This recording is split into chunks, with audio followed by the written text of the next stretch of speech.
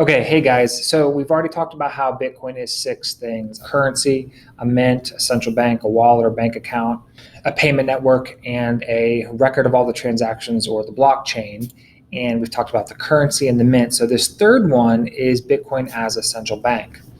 And it's important to note that a central bank, a mint, and the currency kind of go together like fingers on a hand. They kind of all connect to each other in one way or another. And with Bitcoin, it's the same. Part of the brilliance of Bitcoin is that Satoshi set a fixed supply of only 21 million Bitcoin to ever exist. And every 10 minutes, a certain chunk of those, a certain part of those gets released, minted new Bitcoin. Okay.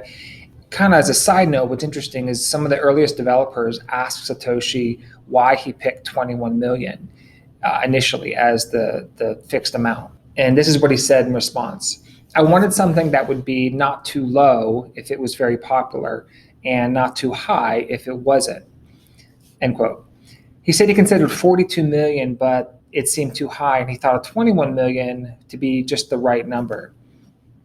Additionally, back to the US dollar breaks down into 100 pennies. So, 1 penny or 1 cent equal 100 of those equals $1.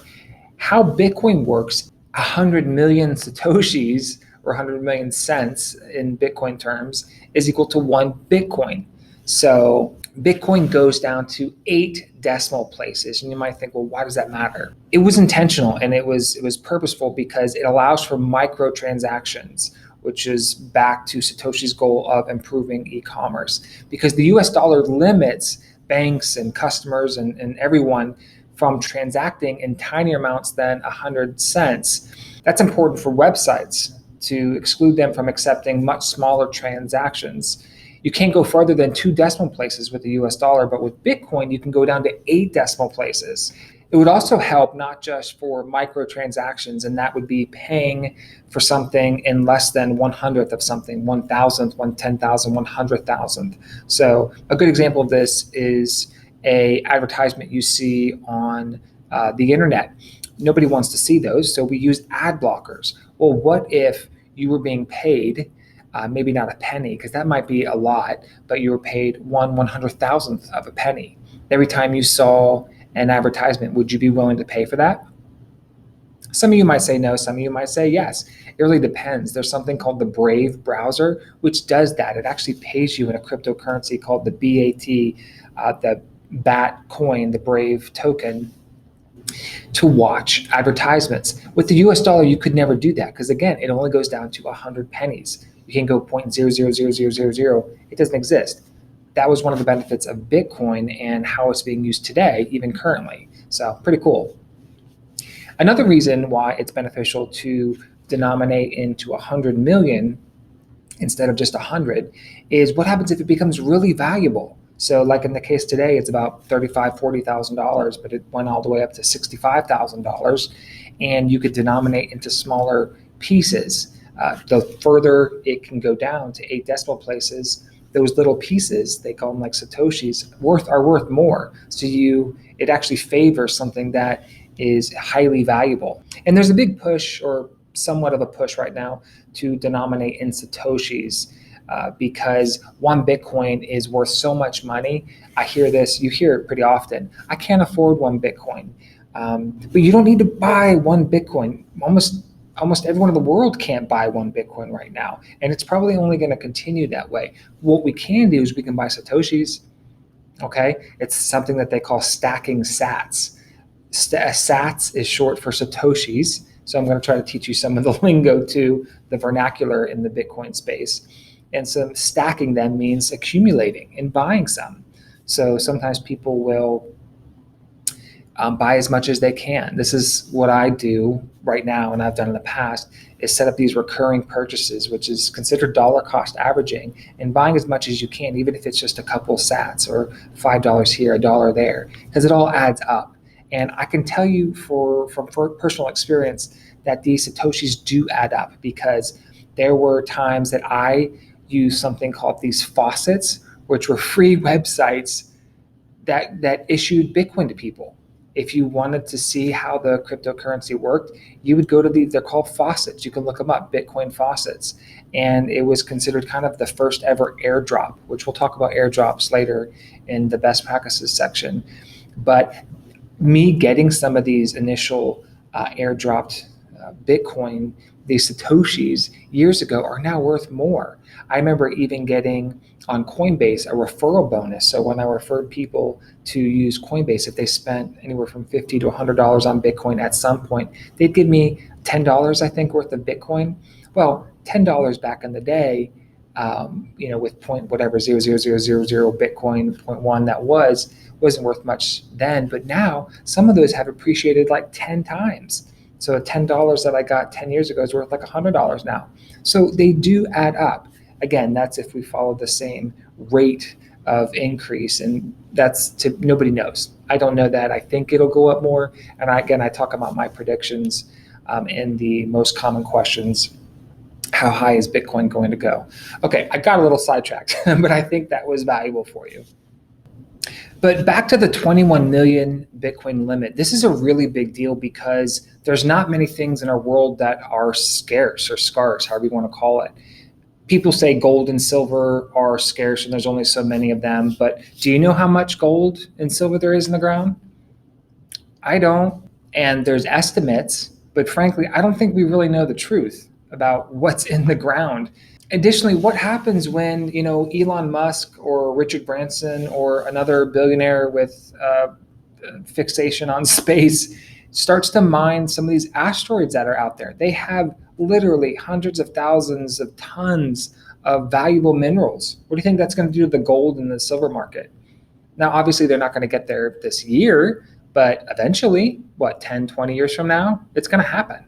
Science fiction is already here. So my point is, having a 21 million Bitcoin limit is a big deal because there's not many things in this world that are scarce.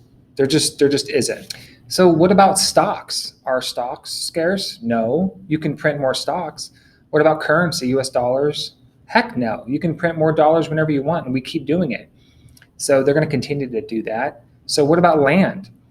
Now, land is interesting because it is scarce, and so that's probably one of the reasons it still retains its value and continues to go up, and it's still considered a good investment because it's not just an investment like, let's say, a stock or gold. You can do stuff with land. You can build a pool in it. You can build a house with it. You could put a building on it. You can do a lot of stuff, and you can reuse it. You could farm on it. It's a pretty valuable thing, and so I'm all for land. Big check to land as an investment. And with land, there's only so much of it. We all have eyes and we can see how much land there is on the earth. So Bitcoin's the same. It's similar to land in that respect. It's something that's provably scarce. And there's only ever going to be so many of them. And it's actually what determines, back to the central bank analogy, it sets Bitcoin's inflation rate. So by steadily awarding fewer Bitcoin every 4 years, which is considered an event called the halving or the halvening, every 4 years where the mining reward halves or gets cut in half. So I talked about how every 10 minutes there's this reward, and I'll go into more detail about that soon. But every 10 minutes, these miners will get these new minted Bitcoins, a certain amount. In the beginning, it was close to 25, and then it was half to 12, and then half to 6, and then it continues to, or 6.25, it continues to get halved. And the inflation rate decreases over time because of this. That eventually deflation kicks in, and that means it's even more valuable, the value of each one of these. And it benefits savers, which you don't hear and people talk about saving nowadays because we can't do that today. We can't save, and that's something we probably all need to get back to, or at least just not spending as much. The actual inflation rate of Bitcoin is less important than the supply, and that's pretty important for most things because the rate really is only a reflection of the supply. So a real modern day example, think of Venezuela, thousands and thousands of percent of inflation, and they keep printing more Venezuelan bolivars. So it'd be one thing if inflation, which has as much to do with the economy and the price of goods and businesses and opportunity as it does with the monetary system, a central bank printing more money. And if you do both, okay, you end up in a situation like Venezuela. And it is not good. It is really, really not good. I did a whole video on Venezuela. It's one of the worst situations, and they used to be one of the richest countries in the world. It's really sad. But if the economy doesn't grow to match the money printing, and with the supply completely out of control, the inflation rate followed. And this is what's happening. It's starting to happen, I think, in the USA. And we in the USA might get away with it, but we don't know. This usually doesn't end well, and it remains to be seen. So the percentage rate of inflation is less important than the supply. But if the supply were out of control with Bitcoin like the US dollar is, we'd have a big problem. But it's not. There are only ever going to be 21 million Bitcoins ever in existence. So it's really, really important that that is a fixed supply. You don't have a fixed supply, again, with currency or with stocks and many other things like gold as well. Satoshi's brilliance and how we can benefit from it is really threefold in this respect. One, the fixed supply I keep talking about. There will only ever be 21 million Bitcoin, which makes each one of them worth more over time because of supply and demand.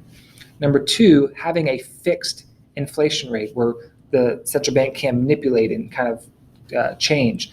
Bitcoin's inflation rate is high at first, or higher at first, but it drastically goes down over time.